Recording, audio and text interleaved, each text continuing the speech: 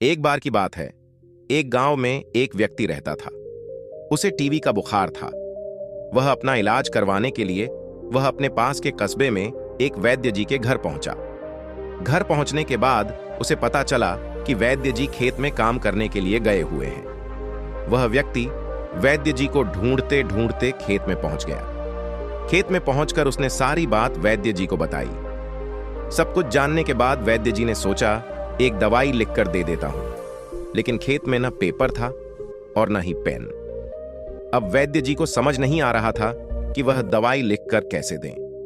तभी उनकी नजर एक लाल ईंट पर पड़ी। उन्होंने उस ईंट पर मिट्टी के टुकड़े से दवाई लिखकर उस आदमी को दिया और कहा, यह दवाई ले लेना और इसे पानी में घोलकर पीना। समस्या यह थी कि वह आदमी अनपढ़ था। उसे वैद्य जी की बात पूरी तरह से समझ नहीं आई। वह उस ईंट को लेकर घर चला आया।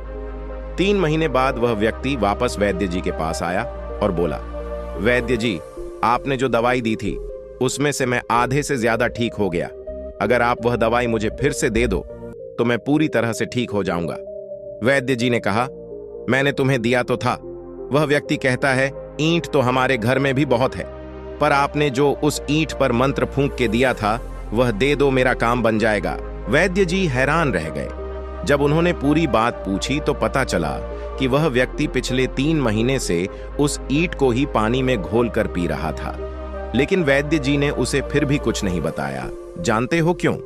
क्योंकि उसे इलाज पर पूरा भरोसा था कि वह ठीक हो जाएगा।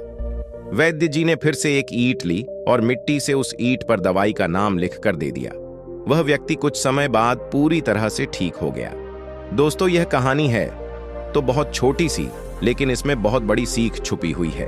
अगर हमें किसी भी चीज पर पूरी तरह से भरोसा है तो वह चीज होकर ही रहेगी। जैसे उस व्यक्ति को वैद्य जी के इलाज पर पूरा भरोसा था और वह उस इलाज से ठीक भी हो गया, तो यही चीज हमारी जिंदगी में भी लागू होती है।